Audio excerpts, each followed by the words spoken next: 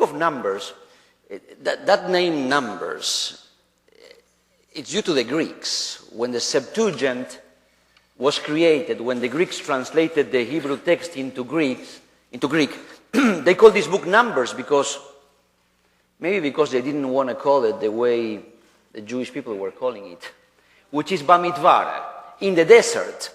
And yes, there are some census and there are some numbers, but the emphasis, the strength of this book is not about numbers. It's about the people of Israel walking in the desert to the promised land and all the experiences that the desert brings.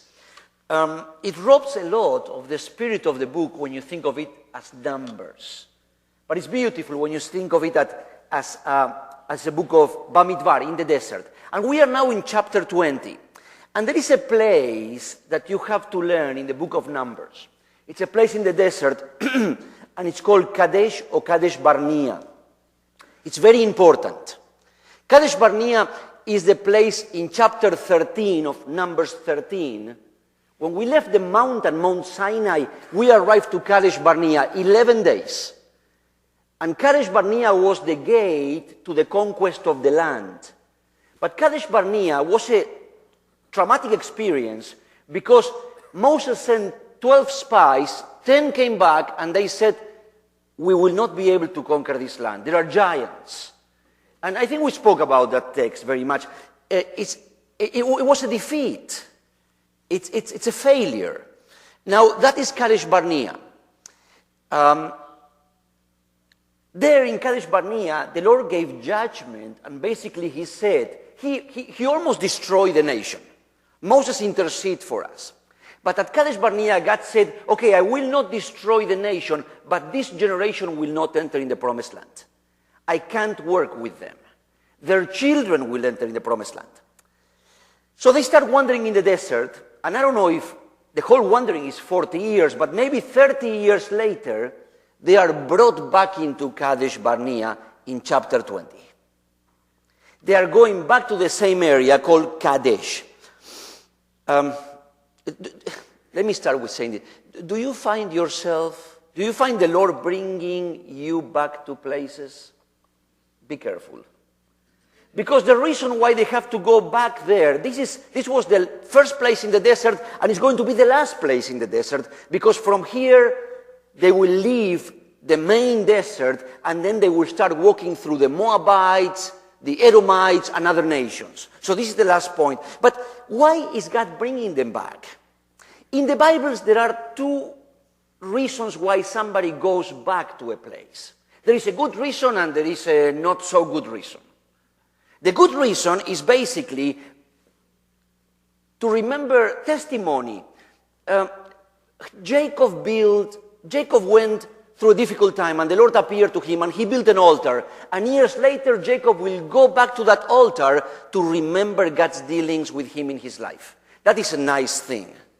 I go back, I don't know if you do that, I go back to old places to remember how God dealt with my life.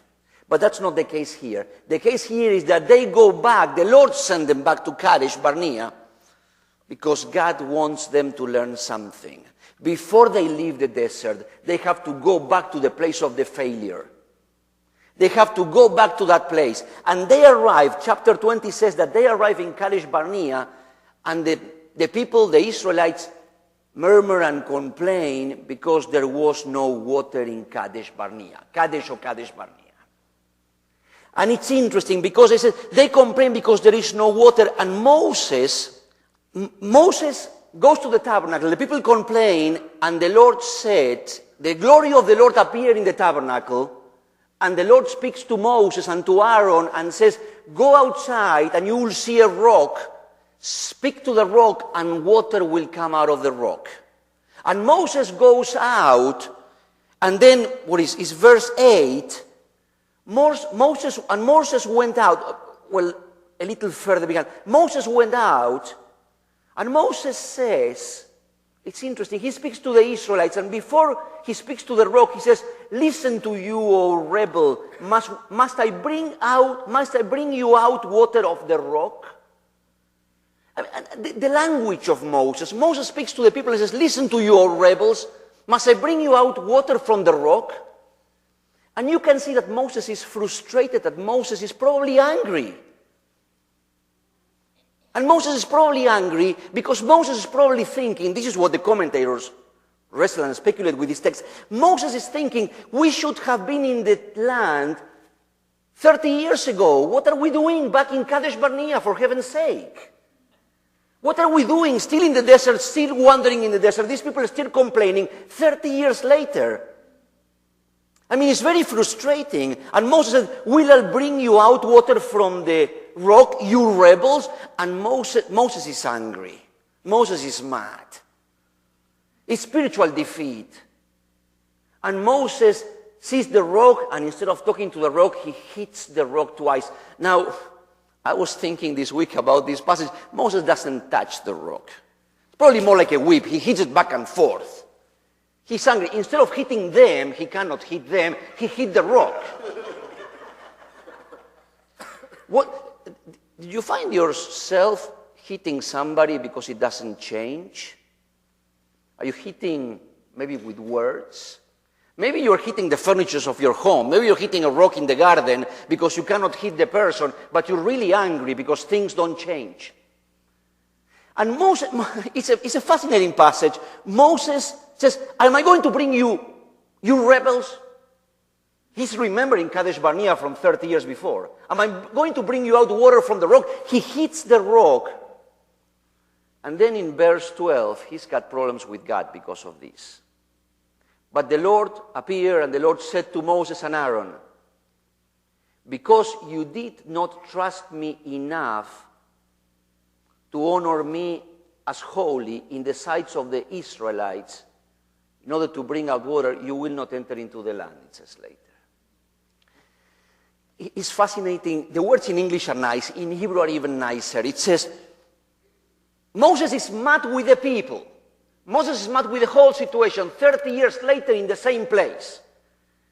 And Moses is saying, Moses hit the rock, and then God says, you will not enter into the land. Now, the judgment was passed in the same place 30 years later. Seems like they fail again. But God says, you will not do it because you didn't trust me enough to honor me in front of these people. Moses trusts the Lord, but maybe Moses didn't trust the Lord enough that the people will be changed. You didn't trust me enough. Do you trust the Lord, or maybe you don't trust the Lord enough? This is the reproach from God. It's because you did not trust me enough to honor me, because you did not trust me enough to honor me as holy in their sight. Let me tell you something. The reason why people change is not because you yell at them. The reason why people change is because of an encounter with the glory of God. And to the degree that they have an encounter with the glory of God, to that degree they will change. And your words will do little. You see the frustration of Moses, but you see the frustration of the Lord also? Because you didn't trust me enough. Because you didn't trust me enough to honor me as holy. Moses, you didn't trust me enough that my holiness is the one who is going to change this situation. And you call them rebels, and you hit them. Well, you didn't hit them, you hit the rock. Because you didn't want to hit them. But that was the attitude.